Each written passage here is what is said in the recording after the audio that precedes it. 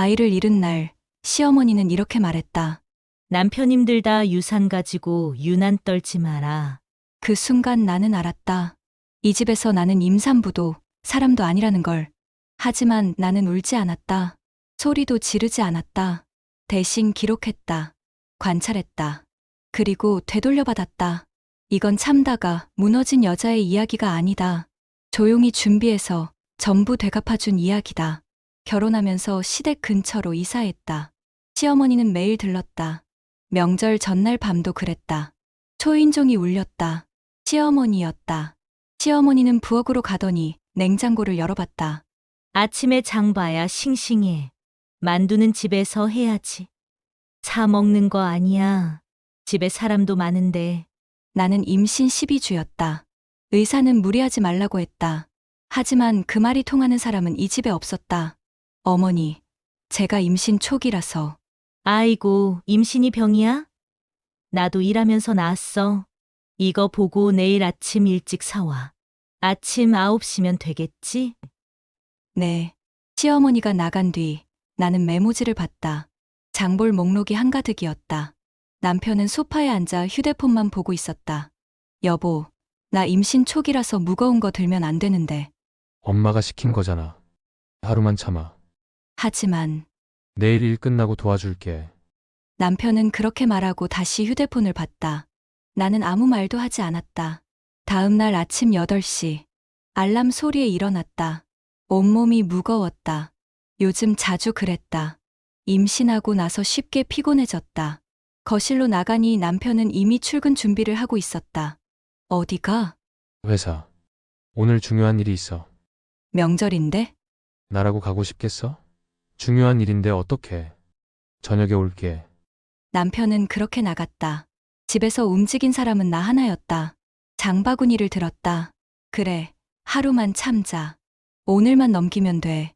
시장은 사람들로 붐볐다. 사람들이 빠르게 지나갔다. 고기 코너 앞, 줄이 길었다. 20분을 기다려서 겨우 차례가 왔다. 무거운 봉지를 받아들었다. 다음은 채소 코너. 장바구니가 점점 무거워졌다. 과일 코너에서 배를 고르는데 아랫배가 살짝 뭉쳤다. 잠깐 멈춰섰다. 괜찮아질 거라고 생각하고 다시 걸었다. 계산을 하고 봉지를 들어 올리는 순간 아랫배가 꾹 하고 조였다. 이번에는 좀 더 세게. 이상한데 한쪽 손으로 배를 감싸고 다른 손으로 장바구니를 들었다. 천천히 걸었다. 하지만 몇 걸음 가자 또 배가 뭉쳤다. 화장실 가봐야겠어. 근처 공중화장실로 들어갔다. 칸에 들어가서 확인한 순간 심장이 멎었다. 휴지에 피가 묻어 있었다. 아주 조금. 하지만 나는 알았다.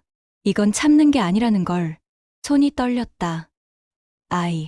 아이는 괜찮을까? 급하게 휴대폰을 꺼내 택시를 불렀다. 장바구니는 화장실 입구에 두고 나왔다. 지금은 아이가 먼저야. 택시가 도착했다. 어디 가세요? 땡땡병원 응급실이요. 빨리 좀 가주세요. 네. 택시 안에서 배는 점점 더 아파왔다. 아랫배가 쥐어짜듯이 조였다. 숨을 크게 쉬어봤다. 괜찮아질 거야. 괜찮아. 하지만 또 배가 뭉쳤다. 운전기사가 룸미러로 나를 봤다. 괜찮으세요? 얼굴이 안 좋으신데. 네. 괜찮아요. 거짓말이었다. 괜찮지 않았다. 무서웠다. 아이는 괜찮겠지. 아직 괜찮을 거야. 손으로 배를 감싸 쥐었다. 병원이 보이던 순간 휴대폰이 울렸다. 시어머니였다. 화면을 보다가 전화를 받지 않았다. 지금은 아이부터 병원이 보였다. 응급실 앞에 도착했다. 택시비를 내고 황급히 내렸다. 자동문이 열리고 차가운 병원 공기가 느껴졌다. 접수대로 갔다.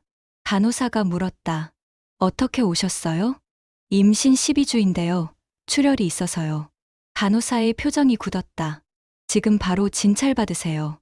보호자는요? 혼자 왔습니다. 혼자요? 연락할 분 있으세요? 네, 있는데 일단 진찰부터 받고 싶어요. 간호사가 고개를 끄덕이고 휠체어를 가져왔다. 앉으세요. 아니, 걸을 수 있어요. 혹시 모르니까 앉으세요. 휠체어에 앉았다. 간호사가 나를 밀고 진료실로 향했다. 복도를 지나가는 동안 다른 사람들이 나를 봤다. 혼자 온 임산부. 그들의 시선이 느껴졌다. 초음파실로 들어갔다. 의사가 기다리고 있었다. 누우세요. 침대에 누웠다. 천장에 형광등이 밝았다. 의사가 젤을 배에 바르고 기계를 댔다. 차가웠다. 모니터를 보는 의사의 얼굴. 시간이 너무 느리게 흘렀다. 의사가 기계를 이리저리 움직였다. 한 곳, 또 다른 곳. 너무 오래 침묵했다. 왜 아무 말도 안 하시지? 심장이 빠르게 뛰었다. 의사가 기계를 내려놓았다. 그리고 조심스럽게 말했다. 심장 소리가 들리지 않아요. 그 말이 귀에 들어오는데 시간이 걸렸다. 네. 지금은 완전히 멈춰 있습니다. 출혈도 있어요. 숨이 턱 막혔다. 머리가 하얘졌다. 아니야. 아니야. 방금까지만 해도. 언제부터? 정확히는 알 수 없지만 아마 오늘 새벽부터일 가능성이 큽니다. 새벽. 내가 자고 있을 때.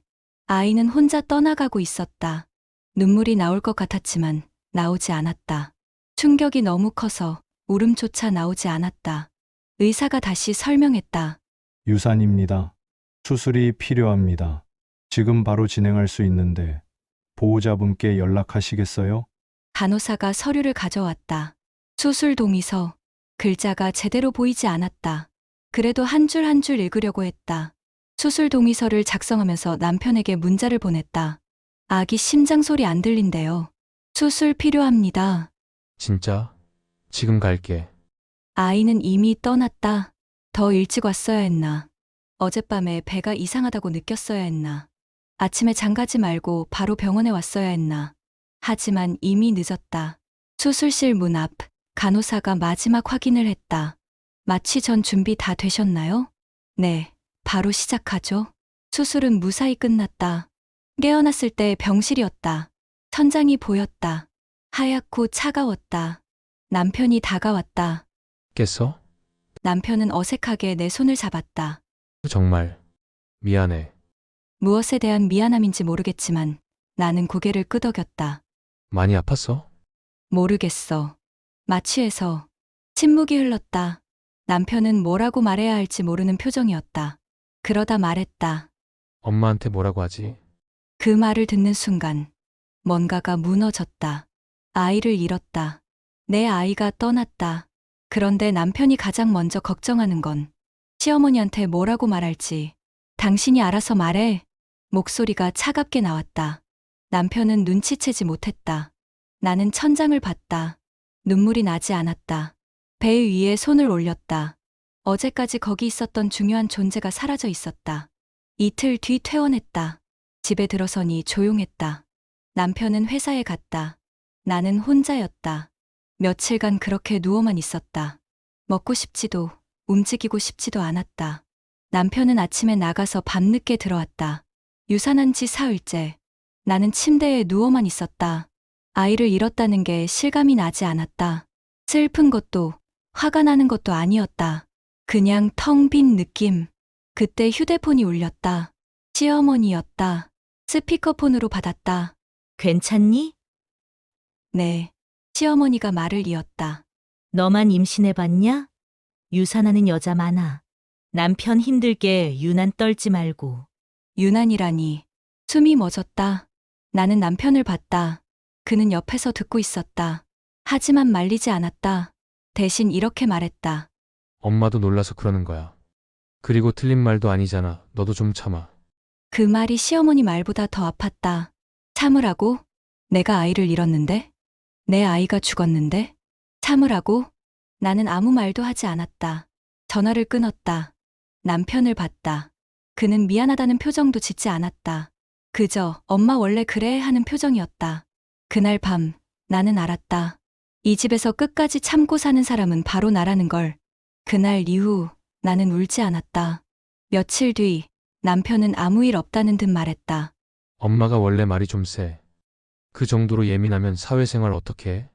그 순간 내 안에서 뭔가가 완전히 꺼졌다. 예민하다고? 내 아이가 죽었는데? 사회생활? 이게 사회생활 문제야? 나 예민한 거 아니야. 아니, 예민한 거지. 엄마도 그냥 걱정해서 한 말인데. 걱정? 유난 떨지 말라는 게 걱정이야? 말투가 좀 그렇지만 속뜻은 그게 아니잖아. 그럼 속뜻이 뭔데? 그냥 너무 상심하지 말라는 거지. 나는 더 이상 말하지 않았다. 설명해봤자 소용없다는 걸 알았다. 나는 더 이상 설명하지 않기로 했다. 기대하지 않기로 했다. 대신 확인하기 시작했다. 통장, 카드, 회사 장부, 통장부터 열었다. 내 이름으로 된 회사 계좌, 그 안에서 시어머니 병원비, 시동생 학비, 명절 음식값이 회사 비용으로 빠져나가고 있었다. 그리고 남편 카드, 전부 회사 돈이었다. 그제야 알았다. 내가 아이를 잃고 누워있을 때 이 사람은 내 인생으로 살고 있었다는 걸. 나는 조용히 말했다. 이거 다 뭐야? 남편 얼굴이 하얘졌다. 그게 다 관행이야. 어차피 내 회사잖아. 부부인데 그런 것까지. 부부. 나는 차갑게 웃었다. 부부면 아이 잃었을 때 옆에 있어줘야 하는 거 아니야? 그건 회사 일이 있어서. 부부면 시어머니가 유난 떨지 말라고 할 때 말려야 하는 거 아니야? 남편은 말을 잃었다. 그날 밤 나는 결심했다. 이 결혼 감정으로 끝내지 않겠다고. 증거로 끝내겠다. 회사 장부를 더 자세히 열었다. 시어머니 병원비 회사 비용 처리, 막내 시동생 학비 회사 비용 처리, 집수리 비용 회사 비용 처리, 명절 음식 재료비 회사 접대비 처리. 그리고 이상한 건 또 있었다. 호텔 비용, 여행 경비, 명품 구매 내역, 전부 회사 법인카드로 처리돼 있었다. 이건 여자 있는 거 아니야? 세무사 말이 떠올랐다. 대표님, 접대비 항목 중에 이상한 지출이 많아요. 특히 주말 호텔 숙박이랑. 그래, 남편이 일부러 한 거였어. 회사 돈으로 자기 생활비 쓰고 여자까지 만나고 그러면서 책임은 전부 내 이름으로 떠넘기려고 했던 거지. 나는 전화기를 들어 회계사에게 말했다. 이번 항목들 다시 확인해 주세요. 문제가 될 소지가 있어요. 대표님, 이건 세무조사 나오면 큰 문제입니다. 알아요. 그래서 지금 정리하는 거예요. 장부 사진을 찍고 날짜, 금액, 항목, 결제 경로를 기록했다. 증거는 하나도 놓치지 않아. 며칠간 평소처럼 행동하며 증거를 수집했다. 서류 하나를 결제하기 전에 사진을 찍었다. 메시지, 통화 녹음, 이메일 기록까지 모두 확보했다. 남편은 점점 편해졌다. 결제 서류를 더 자주 가져왔다. 이건 그냥 관행이야. 다들 이렇게 해. 나는 웃으며 고개를 끄덕였다. 알겠어. 속으로는 기록. 모든 게 다 증거가 돼. 외부 미팅에서 남편은 말했다. 대표님도 다 알고 계십니다. 부부라서 투명하게 공유하고 있어요. 나는 웃으며 고개를 끄덕였다. 겉으로는 동의, 속으로는 관찰. 어느 날 남편이 내 책상 위에 서류를 쌓아두고 말했다. 이건 내가 직접 결제하는 게 좋을 것 같아. 문제가 터지면 책임질 사람을 미리 세워두는 거네. 알겠어. 내가 대표니까. 그리고 그날 밤 변호사에게 연락했다. 회계사도 다시 불렀다. 모든 증거 정리 끝났습니다. 이제 실행할 시간이에요. 며칠 뒤 회사 전 직원 앞에서 긴급 회의를 소집했다. 남편은 영문도 모르고 들어왔다. 갑자기 무슨 일이야? 나는 프로젝터를 켰다. 화면에 장부가 떴다. 시댁, 병원비, 학비, 집수리비, 그리고 호텔 숙박비, 명품 구매 내역, 직원들이 술렁였다. 남편의 얼굴이 창백해졌다. 이게 뭐야? 나는 차분하게 감정 없이 말했다. 우리 회사 자금으로 처리된 개인 비용입니다. 전부 실무 총괄 이사가 결제한 건입니다. 나는 회사 일로.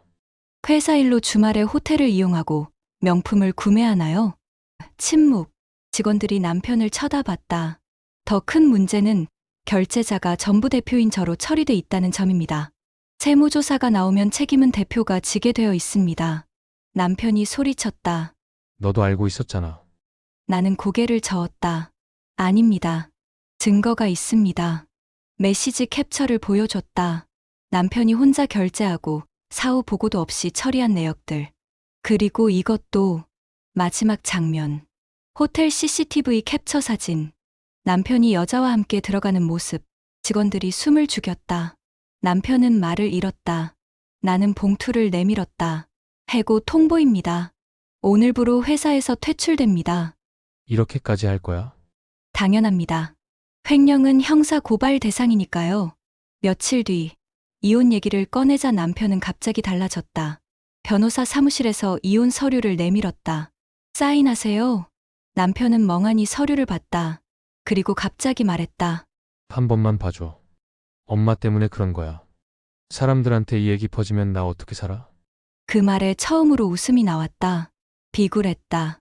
내가 아플 땐 없던 사람이 자기 인생 망가질까봐 무릎을 꿇고 있었다. 당신이 아이 잃었을 때 한 말 기억해요? 엄마한테 뭐라고 하지? 그게 당신 진심이었어요. 그건 그리고 어머니가 전화로 유난 떨지 마라 할 때도 당신은 듣고만 있었죠. 남편의 얼굴이 창백해졌다. 그때 한마디만 해줬어도 달랐을 거예요. 엄마 너무 심하세요 라고. 나는 변명하지 마세요. 이미 증거는 다 모았어요. 페니 종이를 긁는 소리가 유난히 또렷했다. 변호사가 서류를 확인했다. 서명 완료됐습니다. 나는 자리에서 일어났다. 그리고 한 가지 더. 남편이 고개를 들었다. 제 집에서 나가세요. 뭐? 결혼 전에 제가 산 집이에요. 재혼 전 재산이죠. 변호사가 서류를 꺼냈다. 등기부등본입니다. 소유주는 대표님 단독 명의입니다. 남편의 얼굴이 더 창백해졌다. 그럼 나는 어디로? 시댁으로 가시든 그 여자한테 가시든 상관없어요. 오늘 안으로 짐 싸서 나가세요. 이혼 서류 쓴다고 바로 나가라고? 나는 차갑게 웃었다. 네. 오늘 안에 안 나가시면 경찰 부를 거예요. 그날 저녁, 남편은 집에 돌아와 짐을 쌌다. 시어머니도 함께 왔다. 이게 무슨 일이야? 갑자기 이혼이 뭐야? 나는 조용히 말했다. 아드님이 회사 돈으로 여자 만나고 어머니 병원비랑 시동생 학비도 회사 돈으로 썼어요. 시어머니의 얼굴이 굳었다. 그래도. 우린 가족인데. 가족이면 회사 돈 마음대로 써도 되나요? 시어머니가 목소리를 높였다. 집안 망신시킬 생각이야? 여자가 참고 살 줄도 알아야지. 나는 조용히 말했다. 어머니, 회사 돈으로 병원비 쓰신 거 증거 다 있어요. 시어머니 말이 멈췄다. 그리고요. 제가 유산했을 때 어머니가 전화로 뭐라고 하셨죠? 유산 가지고 유난 떨지 마. 요즘 그런 여자 많아. 그게 가족인가요? 시어머니가 소리쳤다. 그건 내가 놀라서. 놀라셨다고요? 나는 차갑게 웃었다. 제가 배 아프다고 했을 때는 어땠죠? 다들 그래. 나도 애들 낳을 때 그랬어. 그것도 놀라서 하신 말인가요? 시어머니의 얼굴이 붉어졌다. 너 지금 내 탓하는 거야? 아니요. 제 탓이에요. 제가 바보였어요. 그럼. 그래서 이제 그만 바보 노릇하려고요. 나는 문을 열었다. 나가세요. 시어머니가 소리쳤다.